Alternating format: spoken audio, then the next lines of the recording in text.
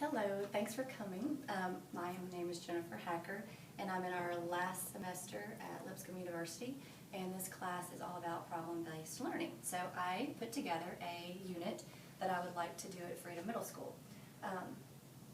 I would really like to have social studies and math kind of work with me and make it better than what I have started, but at least this is my start, and we'll see after my presentation if anybody would be interested in helping me out. My topic is issues teenagers face within different cultures. I did that because we've just finished reading The Outsiders in my language arts class, and I think that the two will tie in really well together.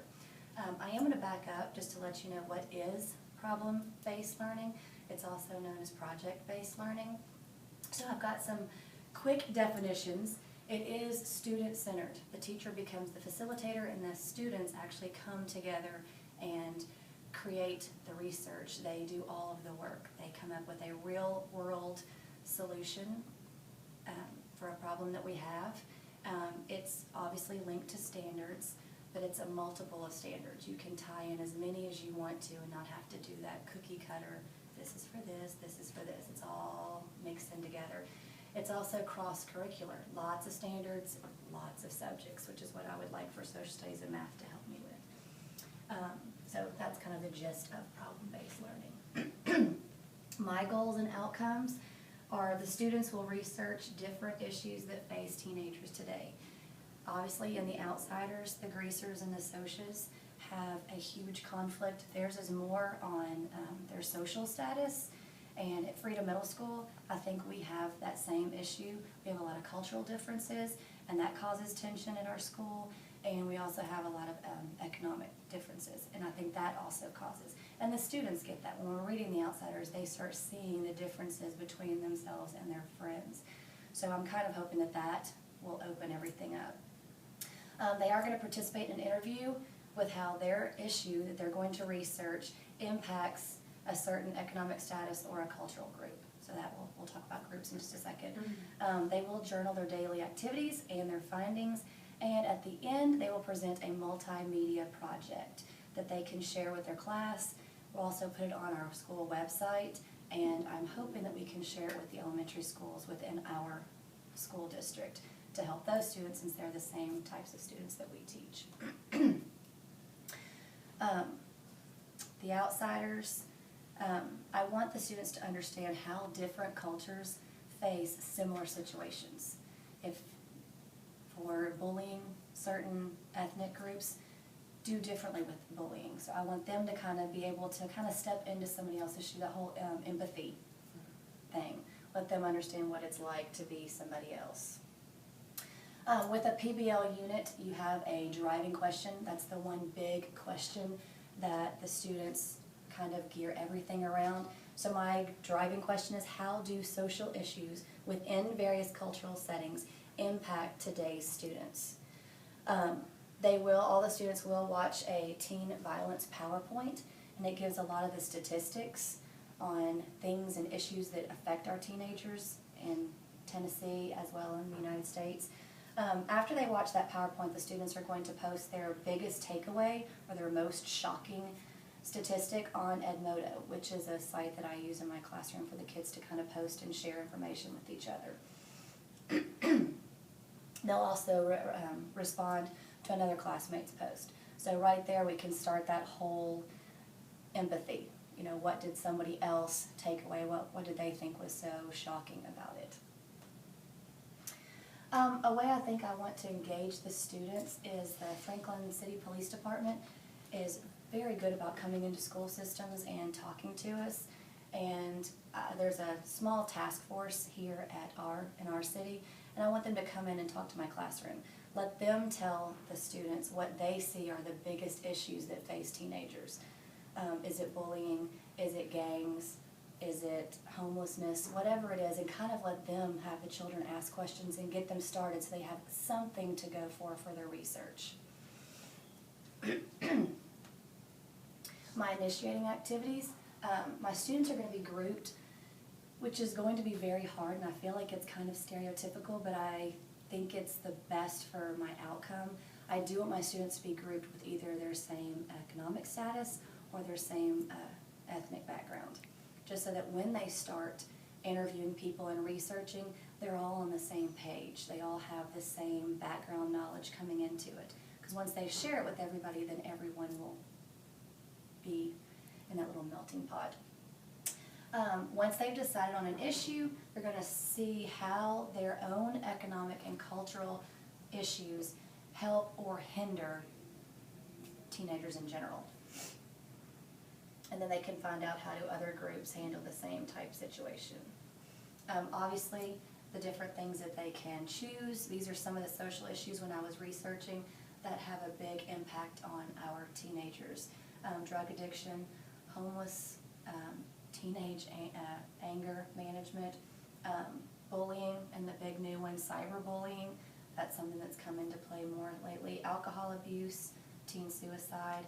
A lot of our students are in foster care at our school, so I added that one in there.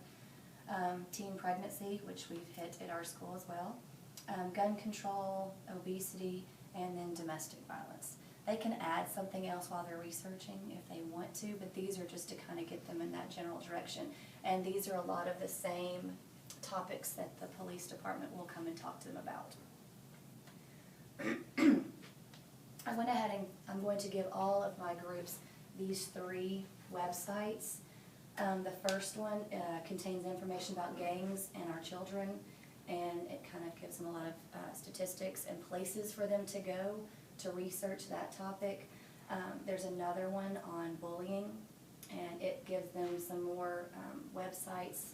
So it's kind of a little hub for the kids to go, and they can start here, and then it will take them to nice, reliable resources. Sometimes they get mixed up in anything that's on the internet. They believe it, so this way it might drive them in the right direction. The last one is just a violence prevention website. So that's just any of the other things that I had mentioned. It gives them some websites that can help parents, it can help siblings. It's just a nice way for them to go to get as much information as they possibly can. My implications, I said social issues within cultural settings impact teenagers, neighborhoods, and communities. So trying to make people aware of these cultural differences is essential. And I pulled up an article about Tennessee. I think it was in February. Tennessee became the #1 most violent state in the United States, which I was very shocked. So I know that my kids will be very shocked as well. But I think it will make them kind of start thinking they as teenagers can make a difference. If they start changing the way the community looks at them as teenagers and the way that they work with each other, maybe we can change that statistic coming up. But that was kind of scary for me, knowing that, you know, where I'm raising my children, it's considered the #1 most violent state out of 50. So hopefully they'll think the same thing. Some of the statistics that I just kind of put on here just to let you all know what I was talking about. About 9% of the murders in the United States were committed by a youth under the age of 18. More than 1 in 6 students in grades 6 through 10 say they are bullied. I think in middle school that number goes up drastically, but in 6 through 10 that's a big thing, and 1 out of 6. And it also said that 1 out of 12, it happens every week. So 1 out of 6 they're bullied, 1 out of 12 it's every single week that they're getting bullied. And the last one, about 1/3 of the victims of violent crimes are teenagers and young adults ages 12 to 19. So I think if you make the kids aware that things are happening to them, they may be more apt to want to go research and find out what's going on. One of the biggest things that I want them to do that's going to involve the community is their interview. As a group, they're going to either interview someone in their family, they can interview someone in the community, they can go back and interview someone from the police department and find out what are some issues within their culture or within their social status.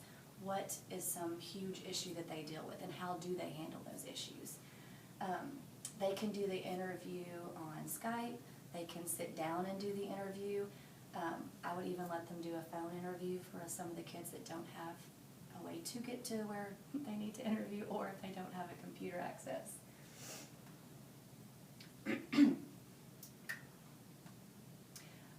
My problem solving and inquiry, after researching how different cultural groups deal with social issues, each group will create a culturegram to explain how issues are handled in our community.